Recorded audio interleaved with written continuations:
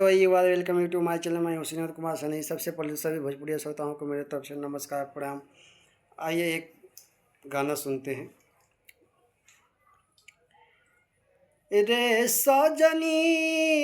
रे सजनी रे सजनी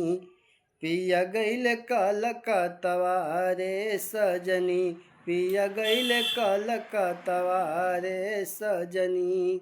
रे सजनी रे सजनी रे सजनी पिया गईल कलकतवा रे सजनी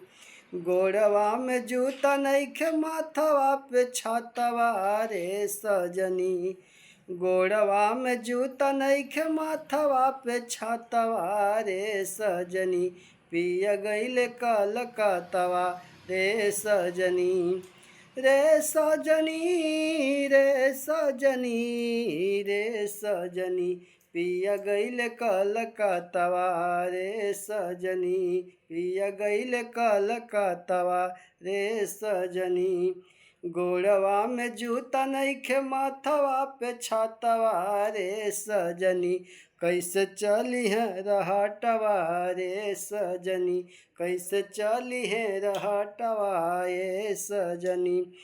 तोरी देहल पति और पत्नी कनातवा रे सजनी तोरी देहल पति और पत्नी कनातवा रे सजनी अब चली है कैसे रहटवा रे सजनी रे सजनी रे सजनी रे सजनी पिया गईल कलकतवा रे सजनी पिया गईल कलकतवा रे